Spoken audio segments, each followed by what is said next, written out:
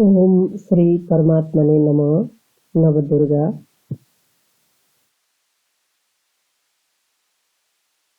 शैलपुत्री।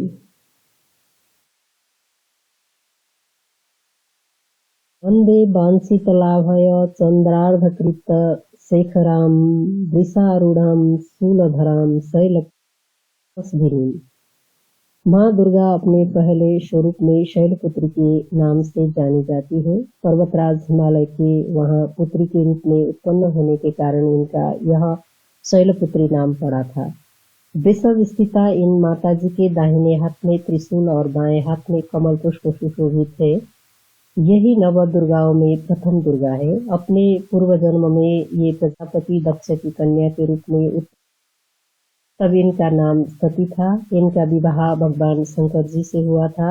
एक बार प्रजापति दक्ष ने एक बहुत बड़ा यज्ञ किया। इसमें उन्होंने सारे देवताओं को अपना अपना यज्ञ भाग प्राप्त करने के लिए निमंत्रित किया, तो उन्होंने इस यज्ञ में निमंत्रित नहीं किया।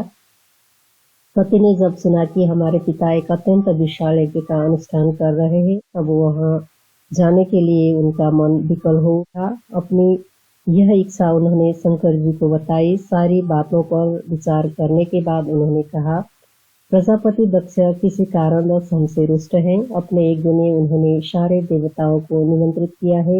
उनके यज्ञ भाग भी उन्हें समर्पित किए, जानबूझकर नहीं बुलाया है, कोई सूचना तक नहीं भेजी है। ऐसी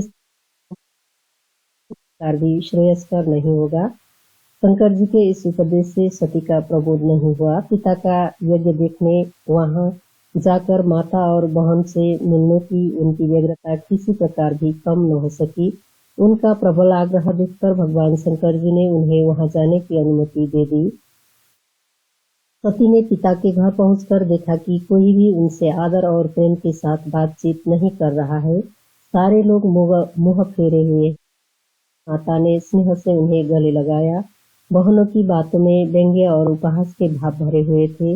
परिजनों के इस व्यवहार से उनके मन को बहुत क्लेश हुआ। उन्होंने यह भी देखा कि वहां चतुर्दिक भगवान शंकर जी के प्रति तार का भाव भरा हुआ है। दक्ष ने उनके प्रति कुछ अपमानजनक वचन भी कहे। यह सब देखकर सती का हृदय क्षोभ, ग्लानि और क्रोध से संतप्त हो उठा। उन्होंने सोचा, भगवान शंकर जी की बात न मान यहाँ आकर मैंने बहुत बड़ी गलती की है। वह अपने पति भगवान शंकर के इस अपमान को सह न सकी। उन्होंने अपने उस रूप को तत्क्षण वहीं योगाग्नि द्वारा जलाकर भस्म कर दिया। वज्रपात के समान इस दारुण दुखद घटना को सुनकर शंकर जी ने क्रुद्ध को अपने गणों को भेजकर दक्ष के उस यज्ञ का पूर्णतः विध्वंस कर दिया। सती ने योगाग्नि द्वारा अपने शरीर को भस्म कर अगले जन्म में शैलराज, इस बार वह शैलपुत्री नाम से विख्यात हुई। पार्वती हैमवती हुई, उन्हीं के नाम है। उपनिषद कथा के अनुसार इन्हीं ने हैमवती रूप से देवताओं का गर्व भंजन किया था। शैलपुत्री देवी का विवाह भी शंकर जी से ही हुआ। पूर्व जन्म की भांति इस जन्म में भी वह शिव जी की अर्धांगिनी बनी। नव दुर्गाओं में प्रथम शैलपुत्री दुर्गा का महत्व और शक्तियां अनंत है। नवरात्र पूजने में प्रथम दिवस इन्हीं की पूजा और उपासना की जाती है। इस प्रकार इस प्रथम दिन की उपासना में योगी अपने मन को मूलाधार चक्र में स्थित करते हैं। यहीं से उनकी योग साधना का आरंभ होता है। हरिणी दधाना कर पद्माभ्याम लक्ष्यमाला कमंडलु देवी प्रसी चारिण्य मुक्तमा। माँ दुर्गा की नवशक्तियों का दूसरा स्वरूप ब्रह्मचारिणी का है। यहाँ ब्रह्म शब्द का अर्थ तपस्या है। ब्रह्मचारिणी अर्थात तप की चारिणी, तप का आचरण करने वाली। कहा भी है, वेदस्तत्वं तपो ब्रह्मा। वेद शब्द के अर्थ है तारिणी देवी का स्वरूप पूर्ण ज्योतिर्मय एवं दाहिने हाथ में जप की माला एवं बाएं हाथ में कमंडलू रहता है। अपने पूर्व जन्म में जब ये हिमालय के घर पुत्री रूप में उत्पन्न हुई थी, तब नारद के उपदेश से उन्होंने भगवान शंकर जी को पति रूप में प्राप्त करने के लिए अत्यंत कठिन कारण इन्हें तपस्चारिणी अर्थात ब्रह्मचारिणी नाम से अभिहित किया गया। 1000 वर्ष उन्होंने केवल फल मूल खाकर व्यतीत किए थे। 100 वर्ष तक केवल शाक पर निर्वाह किया था। कुछ दिनों तक कठिन उपवास रखते हुए खुले आकाश के नीचे वर्षा और धूप के भयानक कष्ट सहे। इस कठिन तपस्याचर्य के पश्चात 3000 वर्ष पर टूटकर गिरे हुए खाकर वह अहरनिश भगवान शंकर की आराधना करती रही। इसके बाद उन्होंने सूखे बेलपत्र को भी खाना छोड़ दिया। कई हजार वर्षों तक वह निर्जल और निराहार तपस्या करती रही। पत्तों पर्णों को भी खाना छोड़ देने के कारण उनका एक नाम अपर्णा भी पड़ गया। कई हजार वर्षों की इस कठिन तपस्या के कारण ब्रह्मचारिणी देवी का वह पूर्व जन्म का शरीर एकदम क्षीण हो उठा। वह अत्यंत ही निष्काय हो गई थी। उनकी यह दशा देखकर उनकी माता मैना अत्यंत दुखित हो उठी। उन्होंने उन्हें उस कठिन तपस्या से विरत करने के लिए आवाज दी, तू हाँ, अरे नहीं, ओ नहीं। का पूर्व जन्म का एक नाम उमा पड़ गया था।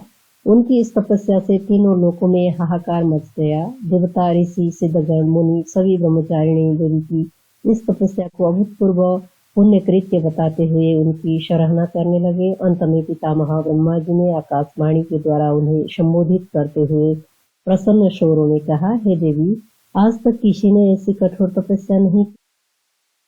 तुम ही से सम्मत थी। तुम्हारे इस अलौकिक कृत्य की चतुर्दिक सराहना हो रही है। तुम्हारी मनोकामना सर्वतोभावेन परिपूर्ण होगी। भगवान चंद्रमौली शिव जी तुम्हें पति रूप में प्राप्त होंगे। अब तुम तपस्या से विरत होकर घर लौट जाओ। शीघ्र ही तुम्हारे पिता तुम्हें बुलाने आ रहे हैं। माँ दुर्गा जी का यह दूसरा स्वरूप भक्तों और सिद्धों को अनंत फल देने वाला है। इनकी उपासना से मनुष्य में तप, त्याग, वैराग्य, सदाचार, संयम की वृद्धि होती है। जीवन के कठिन संघर्षों में भी उनका माँ ब्रह्मचारिणी देवी की कृपा से उसे प्राप्ति होती है। दुर्गा पूजा के दूसरे दिन इन्हीं के स्वरूप की उपासना की जाती है। इस दिन साधक का मन स्वाधिष्ठान चक्र में स्थित होता है। इस चक्र में अवस्थित मन वाला योगी उनकी कृपा और भक्ति प्राप्त करता है। चंद्र घंटा। प्रवरारूढ़ा चंद्रकोपास्त्रकैर्युता प्रसादं तनुते घंटेति विश्रुता। माँ दुर्गा जी की तीसरी शक्ति का नाम चंद्र घंटा है। नवरात्रि उपासना में तीसरे दिन इन्हीं के विग्रह का पूजन आराधना किया जाता है। इनका यह स्वरूप परम शांतिदायक और कल्याणकारी है। इनके मस्तक में के आकार का अर्धचंद्र है। इसी कारण चंद्र घंटा देवी कहा जाता है। इनके शरीर का रंग स्वर्ण के समान चमकीला है। इनके 10 हाथ है। इनके 10 हाथों में खड्ग आदि शस्त्र तथा बाण आदि अस्त्र विभूषित है। इनका वाहन सिंह है। इनकी मुद्रा युद्ध के लिए उद्धत रहने की होती। घंटे की सी दानव दैत्य राक्षस सदैव प्रकंपित रहते हैं। नवरात्रि की दुर्गा उपासना में तीसरे दिन की पूजा का अत्यधिक महत्व है। इस दिन साधक का मन मणिपुर चक्र में प्रविष्ट होता है। माँ चंद्र घंटा की कृपा से उसे अलौकिक वस्तुओं के दर्शन होते हैं, अनुभव होता है तथा विविध प्रकार की दिव्य ध्वनियां सुनाई। क्षण साधक के लिए अत्यंत सावधान रहने के होते हैं। माँ चंद्र घंटा की कृपा से साधक के समस्त पाप और बाधाएं विनष्ट हो जाती है। इनकी आराधना सद्य फलदायी है।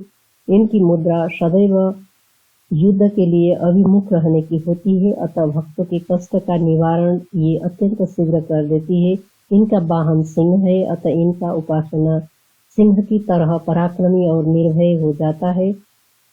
इनका उपासक सिंह की तरह पराक्रमी और निर्भय हो जाता है। इनके घंटे की ध्वनि सदा अपने भक्तों की प्रेत बाधा आदि से रक्षा करती रहती है। इनका ध्यान करते ही शरणागत की रक्षा के लिए इस घंटे की ध्वनि निनादित हो उठती है।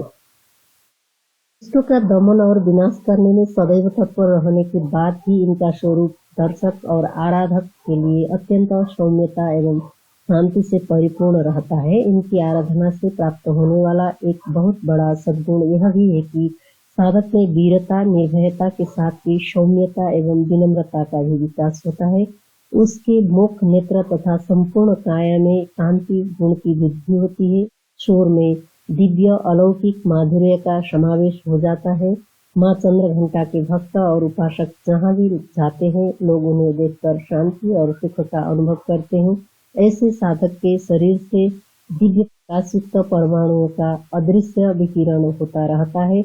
यह दिव्य क्रिया साधारण चक्षुओं से दिखलाई नहीं देती, किंतु साधक और उसके संपर्क में आने वाले लोग इस बात का अनुभव भलीभांति करते रहते हैं। हमें चाहिए कि अपने मन, वचन, कर्म एवं काया को विहित विधि विधान के अनुसार पूर्णतः परिशुद्ध एवं पवित्र करके माँ चंद्रघंटा के शरणागत होकर उनकी उपासना आराधना में तत्पर हो। उनकी उपासना से हम समस्त सांसारिक कष्टों से विमुक्त होकर सहज ही परम पद के अधिकारी बन सकते हैं। हमें निरंतर उनके पवित्र विग्रह को ध्यान में रखते हुए साधना की ओर अग्रसर होने का प्रयत्न करना चाहिए। उनका ध्यान हमारे इहलोक और परलोक दोनों के लिए परम कल्याणकारी और सद्गति को देने वाला है। मांडा सुरा संपूर्ण कलशमृताप्लुतमेव च दधाना हस्त पद्माभ्याम कुष्मांडा सुवदास्तु मे।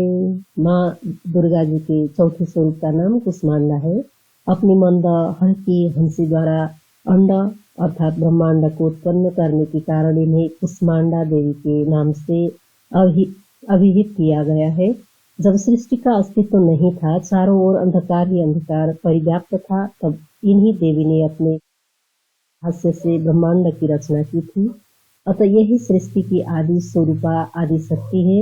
इनके पूर्व ब्रह्मांड का अस्तित्व था ही नहीं। इनका निवास सूर्य मंडल के भीतर के लोक में है। सूर्य लोक में निवास कर सकने की क्षमता और शक्ति केवल इन्हीं में है। इनके शरीर की कांति और प्रभाव भी सूर्य के समान ही देदीप्यमान और भास्वर है। इनके तेज की तुलना जा सकती है। अन्य कोई भी देवी देवता इनके तेज और प्रभाव की क्षमता नहीं कर सकते। इन्हीं के तेज और प्रकाश से प्रकाशित हो रही हूँ। ब्रह्मांड की सभी वस्तुओं और प्राणियों में अवस्थित तेज इन्हीं की छाया है। इनकी 8 भुजाएं हैं, अतः ये अष्टभुजा देवी के नाम से भी विख्यात है। इन 7 हाथ में क्रमशः कमंडलू, धनुष, बाण, कमल पुष्प, अमृतपूर्ण कलश, चक्र तथा गदा है। 8वें हाथ में सभी सिद्धियों और निधियों को देने वाली रत्नमाला है। इनका वाहन सिंह है। संस्कृत भाषा में कुष्मांड कुम्हड़े को कहते हैं। बलियों में कुम्हड़े की बलि इन्हें सर्वाधिक प्रिय है। इस कारण से भी ये कुष्मांडा कही जाती है। नवरात्र पूजन के चौथे दिन कुष्मांडा देवी के स्वरूप की ही उपासना की जाती है। इस दिन साधक का मन अनाहत चक्र में अवस्थित होता है, अतः इस दिन उसे अत्यंत पवित्र और अचंचल मन से कुष्मांडा देवी के स्वरूप को ध्यान में रखकर पूजा उपासना के कार्य में लगाना चाहिए। माँ कुष्मांडा की उपासना से भक्तों के समस्त रोग शोक विनष्ट हो जाते हैं। इनकी भक्ति से आयु, यश, बल और आरोग्य की वृद्धि होती है। माँ कुष्मांडा अत्यल्प सेवा और भक्ति से भी प्रसन्न होने वाली है। यदि मनुष्य सच्चे हृदय से इनका शरणागत बन जाए तो फिर उससे अत्यंत सुगमता से परम देवी की परम पद की प्राप्ति हो सकती है। हमें चाहिए कि हम शास्त्रों पुराणों में वर्णित विधि विधान के अनुसार माँ दुर्गा की उपासना और भक्ति के मार्ग पर अहरनिश अग्रसर हों। माँ के भक्ति मार्ग पर कुछ भी कदम आगे बढ़ने पर भक्त साधक को उनकी कृपा का सूक्ष्म अनुभव होने लगता है। यह दुख स्वरूप संसार उसके लिए अत्यंत सुखद और सुगम बन जाता है। माँ की उपासना मनुष्य को सहज भाव से भवसागर से पार उतारने के लिए सर्वाधिक सुगम और श्रेयस्कर मार्ग है। माँ कुष्मांडा की उपासना मनुष्य को आधियों सर्वथा विमुक्त करके उसे सुख, समृद्धि और उन्नति की ओर ले जाने वाली है। अतः अपनी लौकिक पारलौकिक उन्नति चाहने वालों को इनकी उपासना में सदैव तत्पर रहना चाहिए। स्कंद माता सिंहासनगता नित्यं पद्माश्रितकरद्वया शुभदास्तु सदा देवी स्कंदमा। माँ दुर्गा जी के 5वें स्वरूप के स्कंद माता के नाम से जाना जाता है। ये भगवान स्कंद कुमार कार्तिकेय नाम से भी जाने जाते हैं। प्रसिद्ध देवासुर संग्राम में देवताओं के सेनापति बने थे। पुराणों में इन्हें कुमार और शक्तिधर कहकर इनकी महिमा का वर्णन किया गया है। इनका वाहन मयूर है, अतः इन्हें मयूर वाहन के नाम से भी अभिहित किया गया है। इन्हीं भगवान स्कंद की माता होने के कारण माँ दुर्गा जी के इस 5वें स्वरूप को स्कंद माता के नाम से जाना जाता है। इनकी उपासना नवरात्रि पूजा के 5वें दिन की जाती है। इस दिन साधक का मन विशुद्ध चक्र में अवस्थित होता है। इनके विग्रह में भगवान स्कंद जी बाल रूप में इनकी गोद में बैठे। स्कंद मातृ स्वरूपिणी देवी की 4 भुजाएं हैं। ये दाहिनी तरफ की ऊपर वाली भुजा से भगवान स्कंद को गोद में पकड़े हुए हैं और दाहिनी तरफ की नीचे वाली भुजा जो ऊपर की ओर उठी हुई है उसमें कमल पुष्प है। बाईं तरफ की ऊपर वाली भुजा वर मुद्रा में तथा नीचे वाली भुजा जो ऊपर की ओर उठी है उसमें भी कमल पुष्प ली हुई है। इनका पूर्ण वर्ण पूर्णतः शुभ है। ये कमल के आसन पर विराजमान रहते हैं। इसी कारण से इन्हें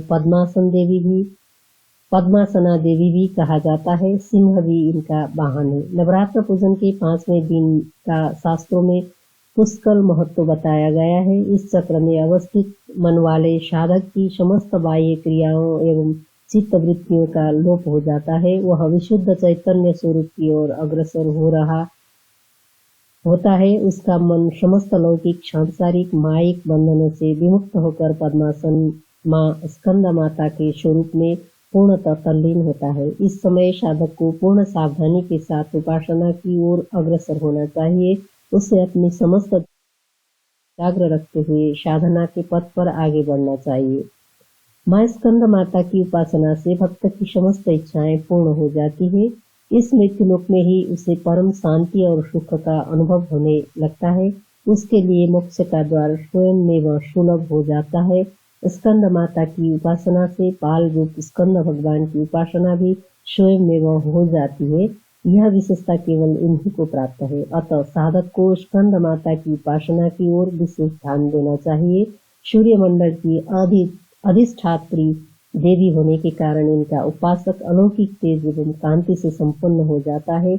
एक अलौकिक प्रभामंडल अदृश्य भाव से सदैव उसके चतुर्दिक परिव्याप्त हो रहता है। यह प्रभामंडल प्रतिक्षण उसके योग का निर्वहन करता रहता है। अतः हमें एकाग्र भाव से मन को पवित्र रखकर माँ की शरण में आने का प्रयत्न करना चाहिए। इस घोर भवसागर के दुखों से मुक्ति पाकर मोक्ष का मार्ग सुलभ बनाने का इससे उत्तम उपाय दूसरा नहीं है।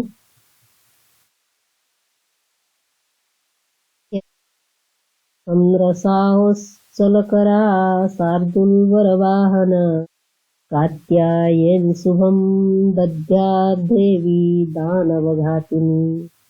माँ दुर्गा के 6वें स्वरूप का नाम कात्यायनी है। इनका पढ़ने की कथा इस प्रकार है। कत नामक एक प्रसिद्ध महर्षि थे। उनके पुत्र ऋषि कात्य हुए। इन्हीं कात्य के गोत्र में विश्व प्रसिद्ध महर्षि कात्यायन उत्पन्न हुए थे। पराम्बा की उपासना करते हुए बहुत वर्षों तक बड़ी कठिन तपस्या की थी। इच्छा थी कि माँ भगवती उनके पुत्री के रूप में जन्म ले। माँ भगवती ने उनकी यह प्रार्थना स्वीकार कर ली थी। कुछ काल पश्चात जब दानव महिषासुर का अत्याचार पृथ्वी पर बहुत बढ़ गया तब भगवान ब्रह्मा विष्णु महेश तीनों ने अपने अपने तेज का अंश देकर महिषासुर के विनाश के लिए एक देवी महर्षि कात्यायन ने सर्वप्रथम उनकी पूजा कात्यायनी कहलाई। ऐसी भी कथा मिलती है कि ये महर्षि कात्यायन के वहां पुत्री रूप से उत्पन्न भी हुई थी। आश्विन कृष्ण चतुर्दशी को जन्म लेकर शुक्ल सप्तमी अष्टमी तथा नवमी तक 3 दिन इन्होंने कात्यायन ऋषि की पूजा ग्रहण कर दशमी को महिषासुर का वध किया था। माँ कात्यायनी अमोघ फलदायिनी है। भगवान कृष्ण को पति रूप में पाने के लिए वज्र की गोपिनियों ने इन्हीं की पूजा कालिंदी यमुना के तट पर की थी। ये वज्र मंडल की अधिष्ठात्री देवी के रूप में प्रतिष्ठित है। इसका स्वरूप अत्यंत भी भव्य और दिव्य है। एक वर्ण स्वर्ण के समान चमकीला और भास्वर है। इनकी 4 भुजाएं हैं। माता जी का दाहिनी तरफ का ऊपर वाला हाथ अभय मुद्रा में है तथा नीचे वाला वर मुद्रा में है। बाईं तरफ के ऊपर वाले हाथ में तलवार और नीचे वाले हाथ में कमल पुष्प सुशोभित है। इनका वाहन सिंह है। दुर्गा पूजा के 6वें दिन इनकी स्वरूप की उपासना की जाती है। इस दिन साधक का मन आज्ञा चक्र में स्थित होता है। योग साधना में इस आज्ञा चक्र का अत्यंत महत्वपूर्ण स्थान है। इस चक्र में स्थित मन वाला साधक माँ कात्यायनी के चरणों में अपना सर्वस्व है।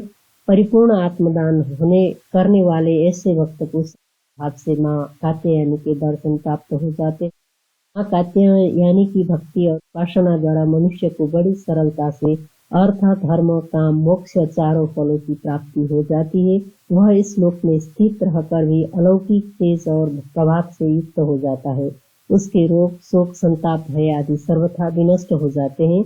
जन्म जन्मांतर के पापों को विनष्ट करने के लिए माँ की उपासना से अधिक सुगम और सरल मार्ग दूसरा नहीं है। इनका उपासक निरंतर इनके सानिध्य में रहकर परम पद का अधिकारी बन जाता है। अतः हमें सर्वतो भावेन माँ के शरणागत होकर उनकी पूजा उपासना के लिए तत्पर होना चाहिए।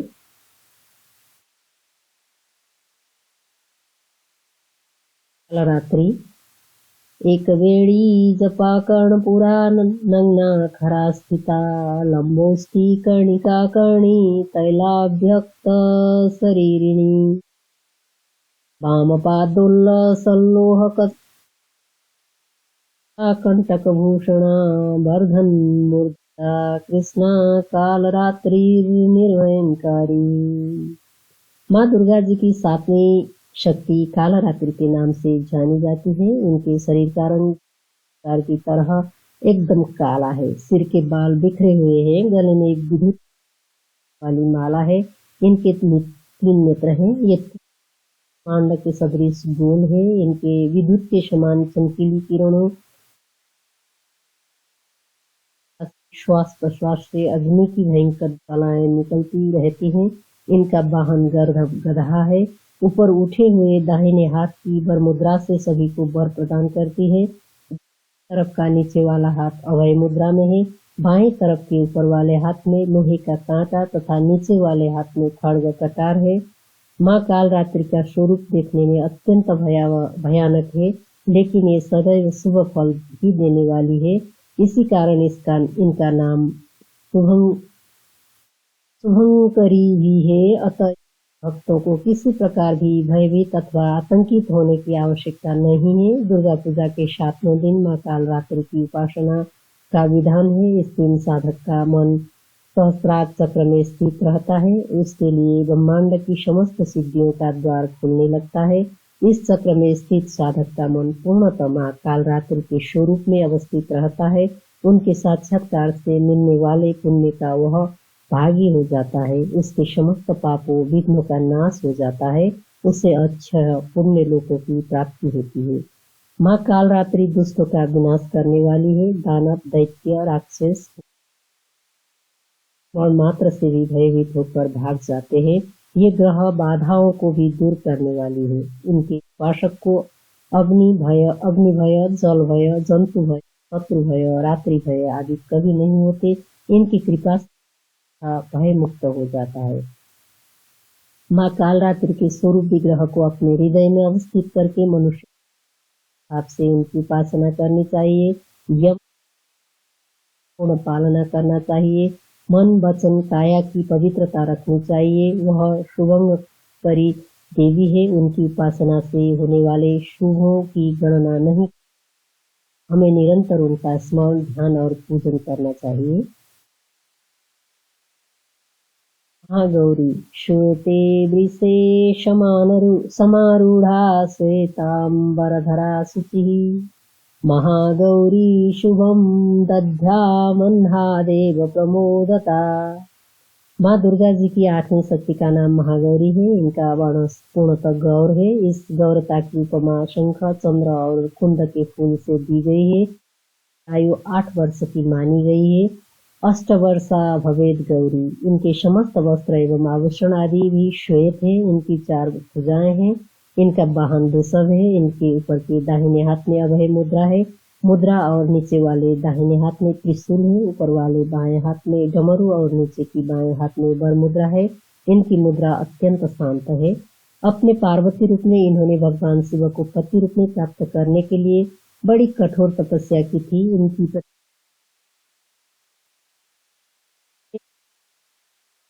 शंभुनान्यम देवम महेश्वरात्।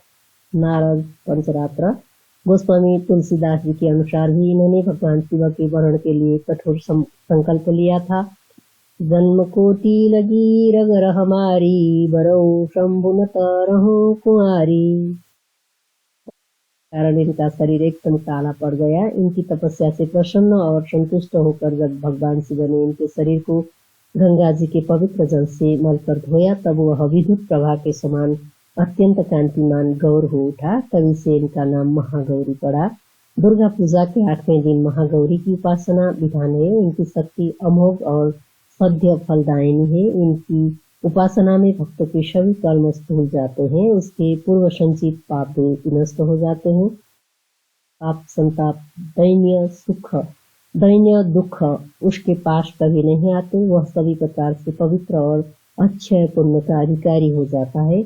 माँ महागौरी का ध्यान, स्मरण, पूजन, आराधना भक्तों के लिए सर्वविध कल्याणकारी है। हमें सदैव इनका ध्यान करना चाहिए। इनकी कृपा से अलौकिक सिद्धियों की प्राप्ति होती है। मन को अनन्य भाव से कनिष्ठ कर मनुष्य को सदैव इनके ही पादार बिंदु का ध्यान करना चाहिए। ये भक्तों का कष्ट अवश्य ही दूर करती है। इनकी उपासना से आर्तजनों के असंभव कार्य भी संभव हो जाते हैं। अतः इनके चरणों की शरण पाने के लिए हमें सर्वविध प्रयत्न करना चाहिए। पुराणों में इनकी महिमा का प्रचुर की व्यक्तियों को सत की ओर प्रेरित करके असत का विनाश करती है। हमें भक्ति भाव से सदैव इनका शरणागत बनना चाहिए। सिद्धात्री।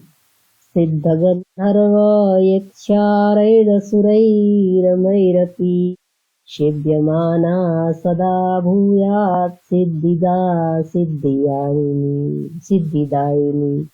माँ दुर्गा जी की 9वीं शक्ति का नाम सिद्धिदात्री है। ये सभी प्रकार की सिद्धियों को देने वाली है। मार्कंडेय पुराण के अनुसार अणिमा, महिमा, गरिमा, लज्जा, प्राप्ति, प्राकाम्य, ईशित्व और वशित्व ये 8 सिद्धियां होती हैं। ब्रह्मवैवर्त पुराण के श्री कृष्ण जन्मखंड में यह संख्या 18 बताई गई है। इनके नाम इस प्रकार है: अणिमा, लधिमा, प्राप्ति, प्राकाम्य, महिमा, ईशित्व, वासित्व, सर्वकाम वशायिता, सर्वज्ञत्व, दूर श्रवण, परकाय प्रवेशन, वाक् सिद्धि, कल्पवृक्षत्व, सृष्टि, संहार करण सामर्थ्य, अमरत्व, सर्वन्यायकत्व, भावना सिद्धि। माँ सिद्धिदात्री भक्तों और साधकों को ये सभी सिद्धियां प्रदान करने में समर्थ है। देवी पुराण के अनुसार भगवान शिव ने इनकी कृपा से ही इन सिद्धियों को प्राप्त किया था। इनकी अनुकंपा से ही भगवान शिव का आधा शरीर देवी का हुआ था। इसी कारण वह लोक में अर्धनारीश्वर नाम से प्रसिद्ध हुए। 4 भुजाओं वाली है। इनका वाहन सिंह है। एक कमल पुष्प पर ही आसीन होती है। इनकी दाहिनी तरफ के नीचे वाले हाथ में चंद्र, ऊपर वाले हाथ में गदा तथा बाईं तरफ के नीचे वाले हाथ में शंख, ऊपर वाले हाथ में कमल पुष्प है। नवरात्र पूजन के 9वें दिन इनकी उपासना की जाती है। इस दिन शास्त्रीय विधि विधान और पूर्ण निष्ठा के साथ साधना करने वाले साधकों को सभी सिद्धियों की प्राप्ति हो जाती है। सृष्टि में कुछ भी उसके लिए अगम्य नहीं रह जाता। ब्रह्मांड पर पूर्ण विजय प्राप्त करने की सामर्थ्य उसमें आ जाती है। प्रत्येक मनुष्य का यह कर्तव्य है कि वह माँ सिद्धिदात्री की कृपा प्राप्त करने का निरंतर प्रयत्न करे, उनकी आराधना की ओर अग्रसर हो। इनकी कृपा से अनंत दुख रूप संसार से निर्लिप्त रहकर सारे सुखों का भोग करता हुआ वह मोक्ष को प्राप्त कर सकता है। नव दुर्गाओं में माँ सिद्धिदात्री अंतिम है। अन्य 8 दुर्गाओं की पूजा उपासना शास्त्रीय विधि विधान के अनुसार करते हुए भक्त दुर्गा पूजा के 9वें दिन इनकी उपासना में प्रवृत्त होते हैं। इन सिद्धिदात्री माँ की उपासना पूर्ण कर लेने के बाद भक्तों और साधकों की लौकिक पारलौकिक सभी प्रकार की कामनाओं की पूर्ति हो जाती है। लेकिन सिद्धिदात्री माँ की कृपा पात्र भक्त के भीतर कोई ऐसी कामना शेष बचती ही नहीं करना चाहे। वह सभी सांसारिक इच्छाओं, आवश्यकताओं और स्पृहाओं से ऊपर उठकर मानसिक रूप से माँ भगवती के दिव्य लोकों में विचरण करता हुआ उनके कृपा रस पीयूष का निरंतर पान करता हुआ विषय भोग शून्य हो जाता है। माँ भगवती का परम सानिध्य ही उसका सर्वस्व हो जाता है। इस परम पद को पाने के बाद उसे अन्य किसी भी वस्तु की आवश्यकता नहीं रह जाती। माँ के चरणों का यह सानिध्य प्राप्त करने के लिए हमें निरंतर नियमनिष्ठ रहकर उनकी उपासना करनी चाहिए। माँ भगवती का स्मरण ध्यान पूजन हमें इस संसार की असारता का बोध कराते हुए वास्तविक परम शांतिदायक अमृत पद की ओर ले जाने वाला है।